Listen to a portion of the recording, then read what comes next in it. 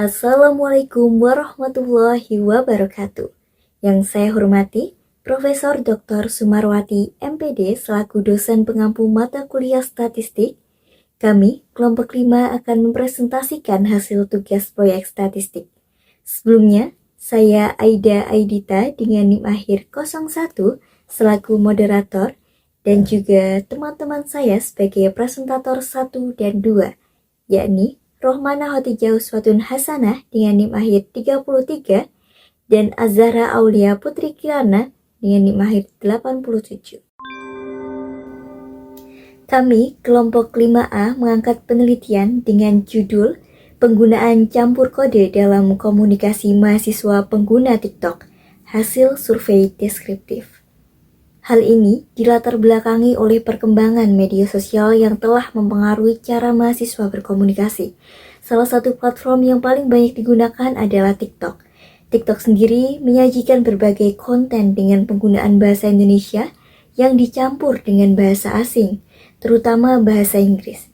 Fenomena ini dikenal sebagai campur kode dan semakin sering ditemukan dalam video, komentar, maupun percakapan sehari-hari. Paparan terhadap konten TikTok diduga mempengaruhi kebiasaan berbahasa mahasiswa, sehingga penggunaan campur kode menjadi bagian dari komunikasi mereka. Oleh karena itu, perlu dilakukan survei untuk mengetahui bagaimana penggunaan campur kode dalam komunikasi mahasiswa pengguna TikTok. Adapun tujuan dari diadakannya penelitian ini adalah mengetahui gambaran penggunaan campur kode mahasiswa setelah mengonsumsi konten TikTok. Dan metode yang kami gunakan adalah survei kuesioner menggunakan Google Formulir. Kemudian adalah data. Kami menggunakan skala Likert yaitu sangat setuju, setuju, netral, tidak setuju, dan sangat tidak setuju. Pernyataan pertama, TikTok merupakan salah satu media sosial yang paling sering saya gunakan.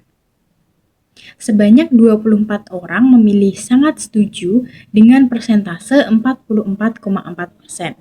19 orang memilih setuju dengan persentase 35,2%. 8 orang memilih netral dengan persentase 14,8%. 1 orang memilih tidak setuju dengan persentase 1,9%. Dan 2 orang memilih sangat tidak setuju dengan persentase 3,7%.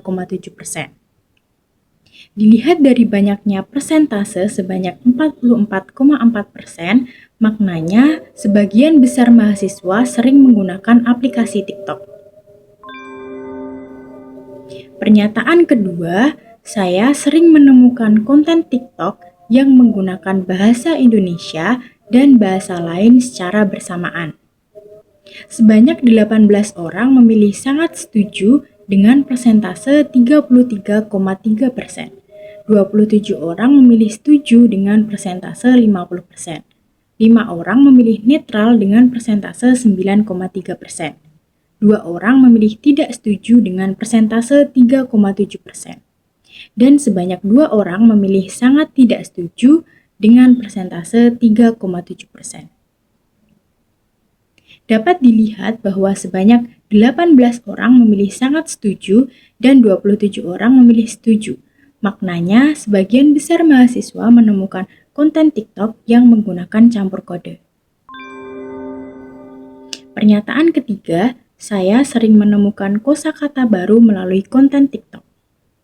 Sebanyak 19 orang memilih sangat setuju dengan persentase 35,2%. 27 orang memilih setuju dengan persentase 50%. 7 orang memilih netral dengan persentase 13%. Dan hanya 1 orang yang memilih sangat tidak setuju dengan persentase 1,9%. Maka dapat dilihat bahwa sebagian besar mahasiswa sering menemukan kosakata baru melalui konten TikTok. Pernyataan keempat, sebanyak 15 orang dengan persentase 27,8% memilih sangat setuju. 28 orang dengan persentase 51,9% memilih setuju. 7 orang memilih netral dengan persentase 13%. 2 orang memilih tidak setuju dengan persentase 3,7%. dan 2 orang memilih sangat tidak setuju dengan persentase 3,7%. Dapat dilihat bahwa sebanyak 15 orang memilih sangat setuju dan 28 memilih setuju. Maknanya, sebagian besar mahasiswa menggunakan istilah yang diperoleh dari TikTok dalam komunikasi sehari-hari. Slide selanjutnya yaitu pernyataan kelima.